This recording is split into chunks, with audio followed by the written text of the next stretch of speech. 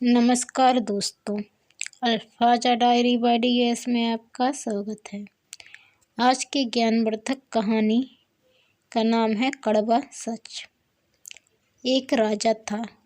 उसका इकलौता बेटा 5 वर्ष का हो चुका था। उसकी इच्छा थी कि उसका बेटा बड़ा होकर राजपाट कुशलतापूर्वक संभाले। बेटा भी शादी के कई सालों बाद हुआ था। वह उसके भविष्य के बारे में भी जानना चाहता था। बेटा उसकी तरह पराक्रमी शक्तिशाली सम्राट बनेगा या नहीं। उसने अपने राज्य के विद्वान ज्योतिषी को बुला लिया। भविष्यवक्ता दरबार में आ पहुंचा।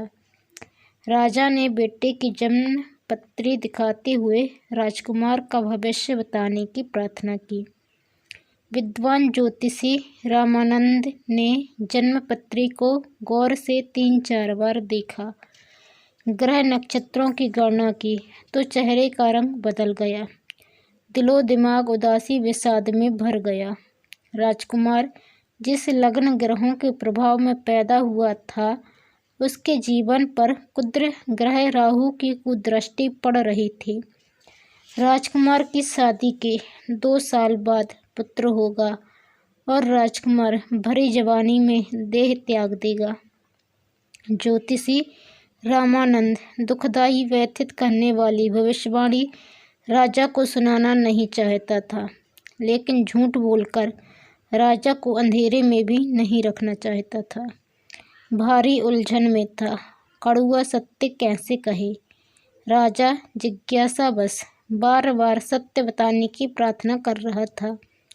आखिर सोच विचार कर रामानंद ने सत्य बात बता दी कि राजकुमार भरी जवानी में दुनिया से चला जाएगा।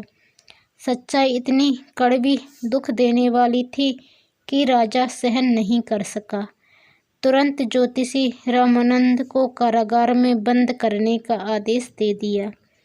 कड़वा सच हर एक इंसान सुन नहीं सकता। उस राजा में भी सच सुनने की हिम्मत नहीं थी। राजा परेशान व दुखी हुआ। दिल में पुत्र मोह की भावना बलवती हो रही थी। रामानंद पुत्र वियोग की बात बता रहा था।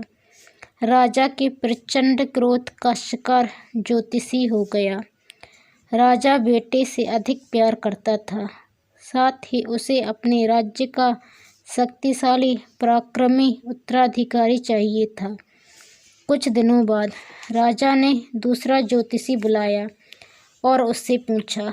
दूसरे ज्योतिषी ने जन्मपत्री देखी, ग्रहों की गणना की तो परिणाम दुखद ही निकल रहा था। उसने भी राजकुमार की अल्पायु की घोषणा की तो उसे भी कारागार में डाल दिया गया। राजा अपनी मनचाही बात सुनना चाहता था। समय समय पर ज्योतिषियों को बुलाता रहा। कड़वी सच्चाई जानकर कारागार में बंद कर देता। उसकी कारागार में संत महात्मा किस्म के अनगिनत विद्वान कैद कर लिए गए। राज्य में हाहाकार मच गया। पापी राजा कितने अत्याचार कर रहा है।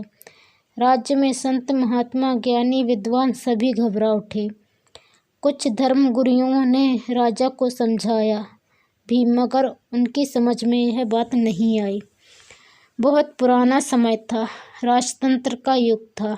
उस समय राजा का निर्णय गलत हो या सही अंतिम माना जाता था। कोई भी चुनौती देने का साहस नहीं कर पाता था। ऐसे ही दिन बीतते चले गए। एक दिन हरिद्वार से आचार्य मुनिराज आए। बड़े पहुँचे हुए संत और ज्योतिषी थे। राज्य में प्रवचन कर रहे थे। एक दिन राजा का संदेश मिला कि राज दरबार में हाजिर हुआ जाए। आचार्य मुनिराज ने सम्मान पूर्वक जवाब दिया कि राज दरबार में उपस्थित नहीं हो सकते, क्योंकि उनके गुरु का आदेश है केवल साधारण प्रभु के सामने ही ज्ञान चर्चा करूं। यदि आप कुछ पूछना चाहें तो सत्संग में आएं। राजा ने सुना तो क्रोध से भर उठा। उसे मालूम था उसका एक ही सवाल था। उसका जवाब अगर पहले वाले ज्योतिषियों जैसा दिया गया तो मुनिराज को कारागार में नहीं सरेआम फांसी लगवाएगा। ऐसा सोचकर अपने मंत्री दरबारियों के साथ रामानंद से मिलने सत्संग में आ पहुंचा। आचार्य मुनिराज ने सम्मानपूर्वक राजा और उसके सहयोगियों को साधारण जनता के साथ बैठने को कहा और आने का कारण पूछा। राजा ने बेटे की जन्मपत्री दिखाकर भविष्य जानना चाहा। आचार्य ने राजकुमार की जन्मपत्री ध्यान से देखी, ग्रहों की स्थिति का अध्ययन किया तो चौंक पड़े। राजकुमार तो अल्पायु हैं, भरी जवानी में मर जाएगा, वो भी शादी के 2 वर्ष बाद। उसके बाद राजकुमार के मित्र ग्रहों का अध्ययन किया तो बड़ी आश्चर्यजनक बात सामने आ रही थी, जिस पर किसी ने ध्यान नहीं दिया था।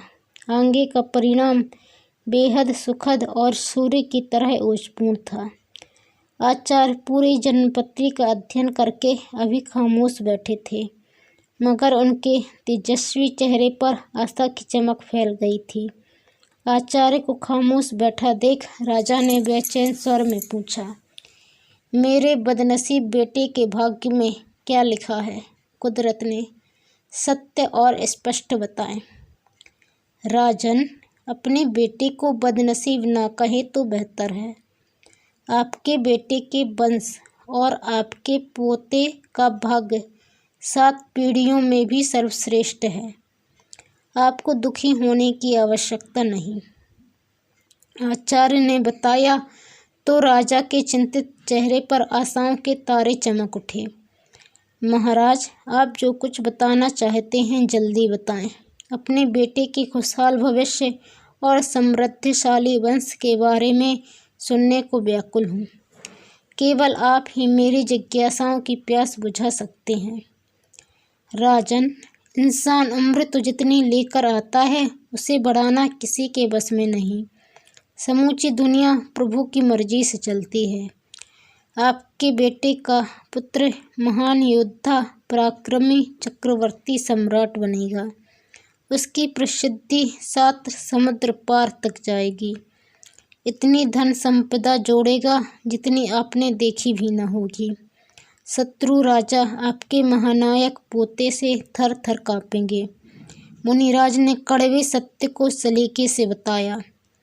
इतनी बात सुनते ही राजा आचार्य मुनिराज के कदमों में गिर गया, हाथ जोड़कर दक्षिणा मांगने को कहा। आचार्य ने राजा को आशीर्वाद दिया और आदेश दिया कि कारागार में बंद साधु संतों ज्योतिषियों को मुक्त कर दे।